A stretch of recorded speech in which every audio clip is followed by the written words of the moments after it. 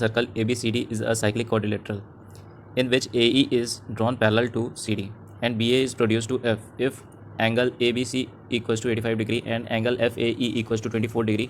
Find the value of BCD. तो ABCD क्या है? एक साइक्लिक क्वाड्रिलेटरल है. साइक्लिक क्वाड्रिलेटरल की क्या पहचान होती है? साइक्लिक क्वाड्रिलेटरल की पहचान होती है कि एक चतुर्भुज होगा और उसके सभी कोने जो है सर्कल के एक एक कोने पर स्थित होंगे. ये है आपका साइक्लिक क्वाड्रिलेटरल. इसको नाम दिया ए, इसको नाम दिया बी, इसको नाम दिया सी, इसको नाम दिया डी. फिर क्या कह रहा है कि मैं सी डी के पैरेलल लाइन खींचूं. A E is drawn parallel to C D. A E जो है वो सी डी के पैरेलल लाइन जाएगी. ये ए ई है जो कि सी डी के पैरेलल है. फिर कह रहा है ये पैरेलल लाइन है, इसको मैंने शो कर दिया यहाँ से एरो से. फिर कह रहा है कि B A is produced to F. B A को एफ तक प्रोड्यूस किया है और ए बी सी 85 डिग्री है और एफ ए ई ये 24 है. तो बताइए कि आप जो बी सी डी होगा वो कितना होगा. बी सी डी जो है वो एफ ए डी का क्या है? संगत कोण. यानी यहाँ का एंगल जितना होगा वही यहाँ का भी एंगल होगा. ठीक है. तो ये 85 डिग्री. तो इसके जो अपोजिट एंगल होते हैं उनका सम होता है 180 डिग्री. यानी एंगल बी एंगल डी का जो सम होगा वो 180 डिग्री के बराबर होगा. तो अगर ये 85 है तो ये आपका कितना हो जाएगा? ये हो जाएगा आपके पास 180 माइनस 85. यानी यहाँ से आएगा 95. ये 95 डिग्री हो गया. 95 डिग्री. देखिए सी डी जो है वो ए ई के पैरेलल है. तो इसका मतलब ये वाला जो एंगल होगा यानी ई ए डी वो इक्वल होगा ए डी सी के, क्योंकि ये पैरेलल है. तो यहाँ पे एक जेड बनेगा. तो वर्टिकली अपोजिट एंगल. ठीक है.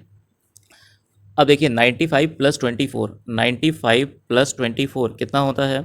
ये होता है 119. यानी ये एंगल कितना है? 119. और ये वाला एंगल जो होगा यानी एफ ए डी वो बराबर हो जाएगा बी सी डी के. ठीक है. तो यानी आपका आंसर क्या हो जाएगा? 119.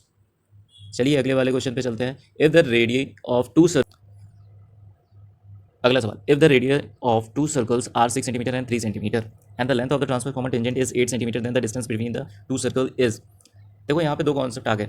एक होता है ट्रांसवर्स कॉमन टेंजेंट का और एक होता है डायरेक्ट कॉमन टेंजेंट का. अगर डायरेक्ट कॉमन टेंजेंट आपसे पूछ लेता है तो आपका फॉर्मूला हो जाएगा D equals to under root L square. L क्या है? सेंटर के बीच की दूरी माइनस आर का स्क्वायर. अगर यही आपसे पूछे ट्रांसवर्स कॉमन टेंजेंट तो डी बराबर क्या हो जाएगा? Under root L square minus R plus R का स्क्वायर. तो यहाँ पे आपसे पूछा है ट्रांसवर्स कॉमन टेंजेंट. अच्छा यहाँ पे आपको डिस्टेंस पूछा है बिटवीन द टू सर्कल. तो ट्रांसवर्स कॉमन टेंजेंट 8 दे रखा हुआ है. यानी 8 का स्क्वायर हो जाएगा 64 एल स्क्वायर माइनस 6 प्लस 3 यानी 9 81 दे रखा हुआ है. तो एल की वैल्यू कितनी आ गई? Under root 145. 8 से 14 4 1 5. यानी ये आपका राइट आंसर हो जाएगा. अगले क्वेश्चन पे चलते हैं. In an isosceles triangle the angle between equal side. यानी एक आइसोसेलेस ट्रायंगल है. मान लेते हैं ये दो साइड आपस में इक्वल है. इनके बीच का एंगल 40 डिग्री है. The bisector of the other two angle will intersect each other. ये है बाइसेक्टर. तो ये क्या बन गया? Internal angle. इंटरनल बाइसेक्टर हुआ. तो अगर इंटरनल बाइसेक्टर है तो 90 प्लस एंगल ए बाई 2 ये आपका डायरेक्ट फॉर्मूला होता है. तो 90 प्लस 40/2 कितना आ जाएगा? 20. 90 प्लस 20 यानी 110. अगर एक्सटीरियर बाइसेक्टर हुआ, exterior angle bisector 90 minus A by 2. The curved surface area of a cone is 2200 centimetre square and its radius is 28 centimetre. What is the slant height of the cone? देखिए यहाँ पे मैं कुछ फॉर्मूले बता रहा हूँ. जैसे कि वॉल्यूम ऑफ कोन कितना होता है? 1/3 pi r cube pi r square h. V equals to 1/3 pi r square h. फिर होता है lateral surface area. Lateral surface area यानी curve surface area pi r l. फिर होता है total surface area pi r l plus pi r square. तो ये आपको लेटरल सरफेस एरिया दे रखा हुआ है यहाँ पे 2200 22/7. आर की वैल्यू 28 इंटू एल की वैल्यू आपसे पूछा है यानी लेटरल हाइट यानी स्लैंट हाइट. ठीक है. 7 चौको 28. 22 का 100 बार में जाएगा, ये 25 बार में जाएगा. तो एल की वैल्यू कितनी आ जाएगी आपकी? 25. स्लैंट हाइट आपकी कितनी आ गई? 25. अगला क्वेश्चन है. The radius of a roller is 49 centimeter and its length is 200 centimeter. It takes 700 complete revolution to move over to level a playground. Find the area of the playground. तो यहाँ पे आपको निकालना है कर्व सरफेस एरिया. जो roller होगा वो कैसा होगा, सिलेंड्रिकल होगा। तो curved surface area of cylinder कितना होता है, 2πRH। 2 × 22/7। आर की वैल्यू दे रखी हुई है आपको 49, एच की वैल्यू दे रखी हुई है 200, ये 7 बार पे जाएगा। अच्छा देखिए रेवोल्यूशन कितने हमने लिए हैं, 700, ठीक है। तो 700 से और यहाँ पे आपको मल्टीप्लाई करना पड़ेगा, ये हो गया 44, और 2 से और मल्टीप्लाई कर दो तो हो जाएगा 8800 इंटू 7, और 700 से और मल्टीप्लाई करोगे तो देखो 7×7 = 49, 7×7 = 49, यानी 8800 गुणे 4900।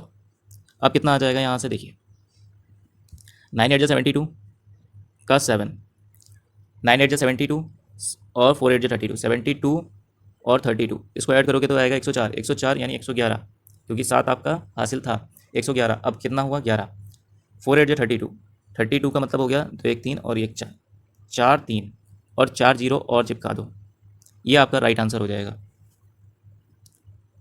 अगला क्वेश्चन है, in a triangle ABC, AB = 6, BC = 8 and AC = 10, let M be a point on AC such that BM = 5 with a point D, a triangle BMD is formed and the triangle BMD is similar to triangle ABC with BM upon AB = AD upon AC. What is the length of PD?